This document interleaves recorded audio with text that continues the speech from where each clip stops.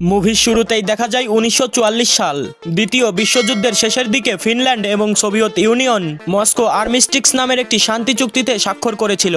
এই চুক্তি অনুযায়ী জার্মানি নাৎসি সৈন্যবাহিনীদেরকে বলা হয় তাদেরকে ফিনল্যান্ডের বাইরে বের হয়ে যাওয়ার জন্য। তখন নাৎসিরা ধ্বংসযজ্ঞ চালাতে চালাতে বাইরে বেরিয়ে যায়। সকল রাস্তা, গ্রাম, ব্রিজ সহ যা কিছুই তাদের সামনে পড়ছিল সবকিছুই তারা ধ্বংস করে ফেলত। ফিনল্যান্ডের নির্জন প্রান্তরে এক বৃদ্ধ এইসব যুদ্ধ থেকে দূরে থাকার সিদ্ধান্ত নেয়। এ ছিল এমন একজন বৃদ্ধ, সে যুবকের চেয়েও পাওয়ারফুল ছিল। তার সঙ্গী ছিল তার একমাত্র কুকুর এবং ঘোড়া। তাকে দেখা যায় মাটির নিচের বালি ধুয়ে ধুয়ে স্বর্ণের কোনা খুঁজতে। তার নাম ছিল কর্পি। চ্যাপ্টার 1 দ্য গোল্ড, যেখানে দেখানো হয় বৃদ্ধ কর্পি স্বর্ণ খুঁজতে মাটি খনন করছে। সে এতটাই গর্ত করেছে যে সে মাটি খোঁড়ার সময় তাকে দেখাই যাচ্ছিল না। তার সারাদিন এভাবেই কাটতে থাকে আর রাতে আগুন জ্বালিয়ে বসে থাকে। তবে সে যুদ্ধ থেকে দূরে থাকতে চাইলে যুদ্ধ তাকে ঠিকই স্পর্শ করত। মাঝে মাঝে সেখান দিয়ে যুদ্ধ বিমান যেত, কিন্তু বৃদ্ধ কর্পি সেদিকে নজর না দিয়ে মাটি খনন করতেই থাকে। একদিন গর্তের ভেতরে মাটি খুঁড়তে খুঁড়তে সে সোনার চিহ্ন দেখতে পায়। এরপর মাটি আরেকটু সরিয়ে সে নিশ্চিত হয় এখানে অনেকখানি স্বর্ণ আছে। সোনা কে না ভালোবাসে, আর এত সোনা দেখে কে না খুশি হবে। সে খুশিতে কেঁদে ফেলে। সে ভাবতেও পারেনি সে এত বড় স্বর্ণের খনি পাবে। এরপর সে স্বর্ণের খণ্ডগুলো তুলে রেখে সাজিয়ে দেখতে থাকে। পরের দিন সে গোসল দেয়, কারণ তার লক্ষ্য পূরণ হয়ে গেছে। তার কাজ শেষ, এবার গোসল দিয়ে সে মুক্ত হবে। তার গায়ে অসংখ্য কাটাছেঁড়ার দাগ দেখা যায়। এটা দেখে বোঝা যায় যে সে কতটা যুদ্ধ করে জীবন যুদ্ধে টিকে আছে। সে এই জীবনে কতটা সংগ্রাম করেছে তার চিহ্ন তার শরীরে রয়ে গেছে। তার জ্বালানো আগুন নিভিয়ে ঘোড়া সাজিয়ে পথ চলতে শুরু করে। পিছনে ছুটে আসতে থাকে তার সঙ্গী কুকুরটি। তার জীবনের এই অধ্যায়টি শেষ। এবার শুরু হতে যাচ্ছে নতুন চ্যাপ্টার 2 দ্য নাজিস। এরপর নাৎসি বাহিনীর সৈন্যরা অর্থাৎ জার্মানরা সেই পথ দিয়ে বেরিয়ে যাচ্ছিল। রাস্তার যেদিক দিয়ে সেই বৃদ্ধ কর্পি যাচ্ছিল সেই বিপরীত দিক থেকে আসতে থাকে সেই জার্মানরা। সৈন্যরা বৃদ্ধকে দেখে হাসতে থাকে। তারা তাকে তুচ্ছ মনে করে। উপহাসের হাসি হাসতে থাকে। সৈন্যদের গাড়ির মাঝখানে কিছু মেয়েদের রাখা হয়েছিল। এইসব সৈন্যদের শারীরিক চাহিদা মেটানোর জন্যই এইসব বন্দীদেরকে রাখা হয়েছে। তাদের চোখে মুখে অত্যাচারের স্পষ্ট ছাপ দেখা যায়। সেই সময় মেয়েদের গাড়ি থেকে একটা অফিসারকে বের হতে দেখা যায়। তার নাম উলফ। বৃদ্ধ কর্পি ধীরে ধীরে সবগুলো গাড়ি পার হয়ে যায়। অফিসার উলফ তার দিকে বন্দুক তাক করে, কিন্তু তাদের টিম লিডার ব্রুনো তাদেরকে আটকায়। লিডার বলে সে তো মৃত্যুর দিকেই যাচ্ছে, তাকে এখন মারার কি দরকার। কর্পি ঘোড়া নিয়ে ধীরে ধীরে চলতেই থাকে। রাস্তায় বৈদ্যুতিক পোলের সাথে অনেকগুলো ঝোলানো লাশ দেখতে পাই। এইগুলো এই জার্মান সৈনিকদের কর্মকাণ্ড। তারা সবকিছু ধ্বংস করতে করতে এসেছে এবং যাকে সামনে পেয়েছে তাকেই মেরে ফেলেছে। এরপর চলতে চলতে সে আবারও কিছু জার্মান সৈনিকের সামনে পড়ে যায়। গ্রুনা মৃত্যুর দিকে এগিয়ে যাওয়া বলতে এই সৈনিকদের দিকে এগিয়ে যাওয়াকেই বুঝিয়েছিল। তারা তাকে ঘোড়া থেকে নামিয়ে জিজ্ঞাসাবাদ করতে থাকে। এখানকার অফিসার তার জিনিসপত্র দেখে বুঝতে পারে সে একজন গোল্ড মাইনার। সে তাকে উপহাস করে বলতে থাকে এইসব মাটির নিচে কিছুই নেই। সে কি কিছু পেয়েছে? তাকে ঘোড়ার কাছ থেকে একটু দূরে নিয়ে যায় আর কয়েকজন সৈন্য তার ব্যাগ চেক করতে থাকে। তখন তার পাশে বসে থাকা কুকুরকে দূরে যাওয়ার জন্য নির্দেশ করে। কুকুরটি যখন দৌড়ে দূরে পালিয়ে যেতে থাকে তখন সৈন্যরা কুকুরটির দিকে গুলি ছুড়তে থাকে, কিন্তু কুকুরটি পালিয়ে যায়। অন্যদিকে সেই টিম লিডার ব্রুনো এই আওয়াজ শুনে মুচকি হাসে, কারণ সে ভেবেছে সেই সৈন্যরা হয়তো এই বৃদ্ধকে মেরে ফেলেছে। এদিকে বৃদ্ধকে নিয়ে সেই সৈন্যরা হাসাহাসি করতে থাকে। সৈন্যরা সেখানকার অফিসারকে জানায় এই বুড়োর ব্যাগ সোনায় ভরা।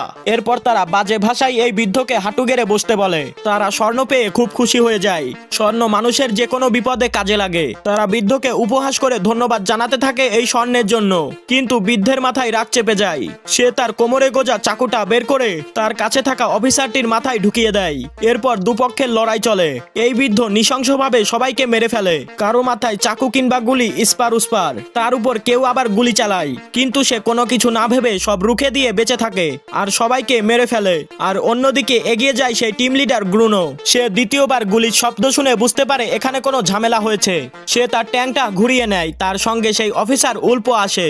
তারা ঘটনাস্থলে পৌঁছে দেখে এখানকার সব সৈন্যকে সেই বৃদ্ধ মেরে ফেলেছে। সেখানে মৃত এক সৈনিকের পকেটে এক টুকরো স্বর্ণ পায়। সেইটা হাতে নিয়ে সে ভাবতে থাকে। এরপর সে আসল ঘটনাটা বুঝতে পারে। তারা সেই বৃদ্ধের পিছু নেয়। বৃদ্ধ তাদের দেখে জোরে ঘোড়া ছুটিয়ে দেয়। তখন টিম লিডার ব্রুনো এবং অফিসার উলফ তাদের উপর গুলি এবং বোমা ছুটতে থাকে। প্রচন্ড ধোঁয়া এবং গুলির মাঝে বৃদ্ধ কোথায় যেন হারিয়ে যায়। অফিসার ব্রুনো তার দূরবীন দিয়ে দেখতে পায় দূরে মাইনফিল্ড দিয়ে বৃদ্ধ তার ঘোড়া নিয়ে ছুটে পালাচ্ছে। তখনই ঘোড়াটি একটি মাইনে পা রাখে। রাখে, ব্যাস সেটা ব্লাস্ট হয়ে যায়। নাৎসি সৈন্যদের টিম লিডার এটা দেখে অনেক খুশি হয়ে যায়। Chapter 3 minefield. কিন্তু মৃত্যু যেন বৃদ্ধ কর্পির থেকে অনেক দূরে বাস করে। মাইন ব্লাস্টে তার ঘোড়াটি ছিন্ন বিচ্ছিন্ন হয়ে গেলেও কর্পি ঠিকই বেঁচে যায়। সে ঘোড়াটি ধরে কিছুক্ষণ ইমোশনাল হয়ে থাকে, কিন্তু এরপরই ছড়িয়ে ছিটে থাকা স্বর্ণের টুকরোগুলো গোছাতে শুরু করে। এরপরই নাৎসি সৈন্য এবং গ্রুনো সেখানে চলে আসে এবং গ্রুনোকে গুলি করতেই যাবে, আর তখনই গ্রুনো একটি পাথর দিয়ে ঢিল মেরে সেখানে থাকা একটা মাইন্ড বিস্ফোরণ করে দেয়। তখন টিম লিডার গ্রুনো ফায়ারের নির্দেশ দেয়। কর্পি কোনো রকমের ডিফেন্স করে পিছনের দিকে এগিয়ে যায়। তখন গ্রুনো ফায়ার করা বন্ধ করতে বলে। সে গাড়ি থেকে নেমে সতর্কতার সাথে সামনের দিকে একটু এগিয়ে যায়, কেননা এখানে ওখানে মাইন পোতা থাকতে পারে। এরপর সে একটি সৈন্যকে সামনের দিকে এগিয়ে যেতে বলে, যাতে বোঝা যায় কোথায় কোথায় মাইন পোতা আছে, অর্থাৎ বিপদটা এই সৈনিকের উপর দিয়েই যাক। সৈন্যটা কিছু দূর এগোনোর পর মাইনে পা পড়ে সৈন্যটা ব্লাস্ট হয়ে মারা যায়। এরপর লিডার আরো দুইজনকে দুই পাশের রাস্তা দিয়ে পাঠিয়ে দেয়। দুইজনেই কিছু দূর যাওয়ার পর ব্লাস্ট হয়ে মারা যায়। এদের একজনের পা ছিটকে এসে আরেকটা মাইনের উপর পড়ে, সেটাও ব্লাস্ট হয়ে যায়। এরপর লিডার গাড়ির ভেতরে থাকা দুইজন মহিলাকে আনতে বলে। তাদের কোমরে একে অপরের সাথে দড়ি বেঁধে সামনের দিকে দুপাশে পাঠিয়ে দেয়। তখন লিডার মাটিতে পড়া একটা ব্যাস পায়। এই ব্যাসটি ছিল সেই বৃদ্ধের। এরপর তাদের পেছনে পেছনে তারা ট্যাঙ্ক নিয়ে আসতে থাকে, যেন কোনো মাইন থাকলে মহিলাদের পায়ের নিচে ফেটে যায় আর তারা যেন সুরক্ষিত থাকে। Chapter 4 the legend. এরপর তাদের অফিসার উলফ জেনারেলের সঙ্গে কথা বলে। জেনারেল সব শুনে তাদেরকে দ্রুত ফিনল্যান্ড ছেড়ে নরওয়ের দিকে যেতে বলে। সে আরো জানায় তাদের ভাগ্য ভালো বলেই তারা এখনো জীবিত আছে, আর ইতিমধ্যে এরা এই বৃদ্ধের নামও জেনে ফেলেছে। তার নাম অ্যাটমিক উর্পি। সে ছিল একজন ফিনিশ, অর্থাৎ ফিনল্যান্ডের কমান্ডো। সে শীতকালীন যুদ্ধে রাশিয়ানদের হাতে তাদের সমস্ত ফ্যামিলি মেম্বারদের হারিয়েছে, আর সে একাই 300-রও বেশি রাশিয়ান সৈন্যদের হত্যা করেছে। রাশিয়ানরা তার নাম দিয়েছে ইনমর্টাল, অর্থাৎ যার মরণ নেই। তারা বহুবার চেষ্টা করেও কর্পিকে মারতে পারেনি, কিন্তু কর্পি তাদেরকে মেরেছে নির্মম ভাবে, যেন তার ভেতরে কোনো দয়া মায়া নেই। এরপর একজন সৈন্য জানায় তাদের পথ এখন ক্লিয়ার। তখন অফিসার উলফ বলে তারা পেছনে ফিরে যাবে, কর্পির দিকে আর এগোবে না। কিন্তু তাদের লিডার গ্রুনো বলে তারা বৃদ্ধের সঙ্গে লড়বে, কেননা তারা যুদ্ধে হেরে গিয়েছে। নিজ দেশে ফিরে গেলেও তাদেরকে ফাঁসিতেই ঝুলতে হবে, আর সেই স্বর্ণই তাদের একমাত্র বেঁচে থাকার পথ হতে পারে। তাই তারা যেভাবেই হোক কর্পির থেকে স্বর্ণ দখল করার প্ল্যান করে। এরপর দেখা যায় কর্পি নিজের শরীরের আগা বুলেটগুলো নিজেই বের করছে। নিজের শরীর থেকে এভাবে গুলি বের করা সত্যিই এক ভয়ানক দৃশ্য।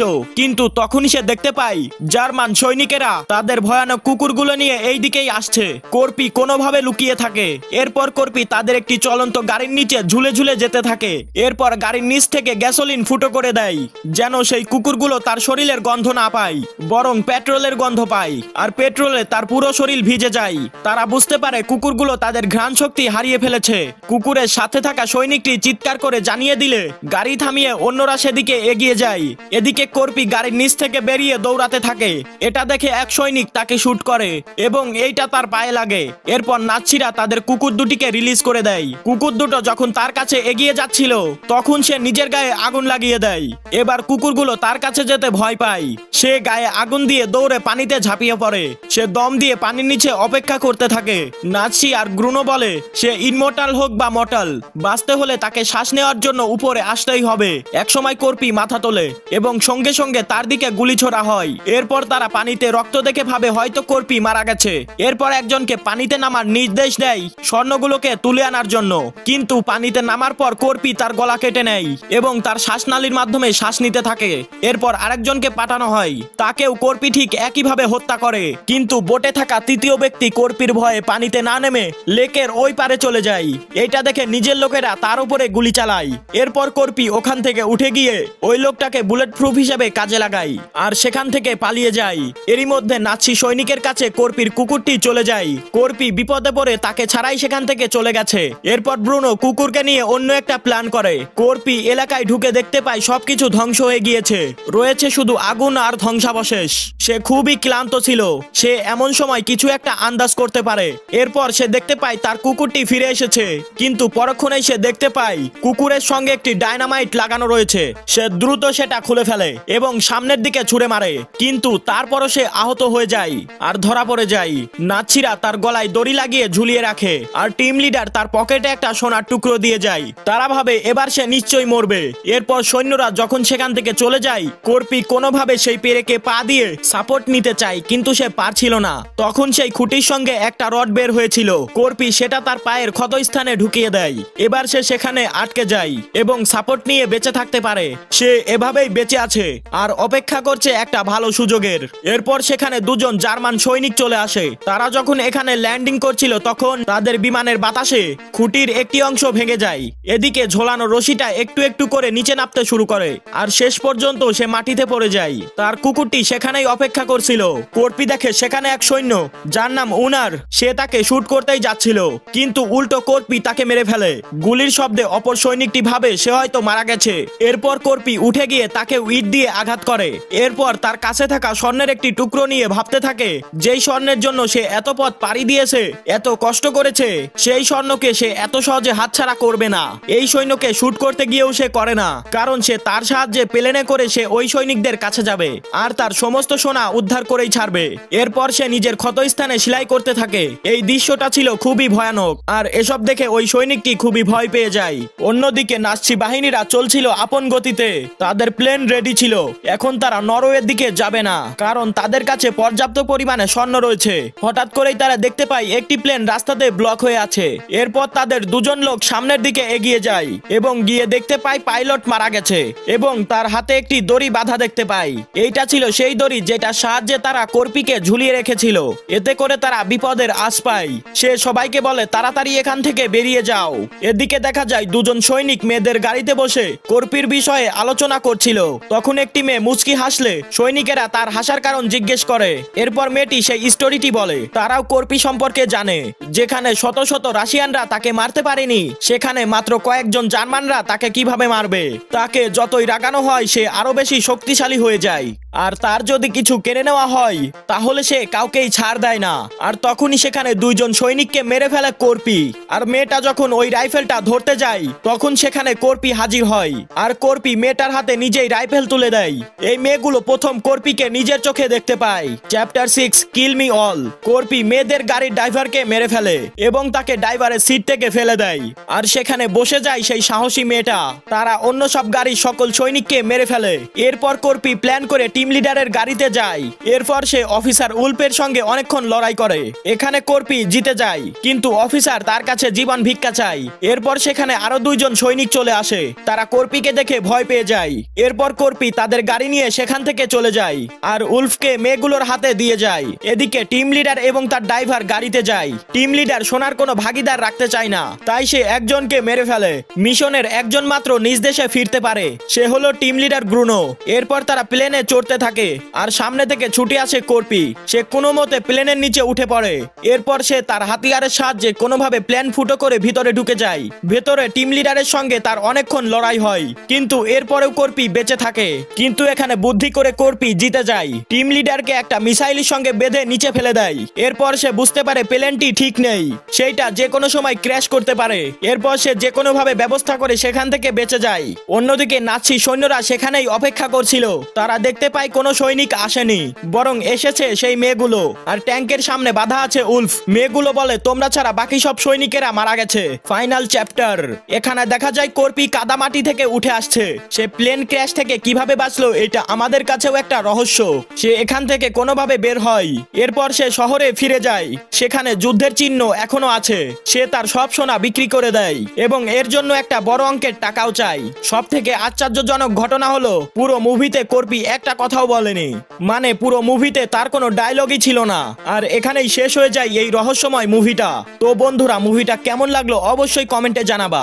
মুভিটা ভালো লেগে থাকলে চ্যানেলটাকে লাইক করে সাবস্ক্রাইব করে রাখতে পারো। আজকের জন্য বিদায় নিচ্ছি। আসসালামু আলাইকুম।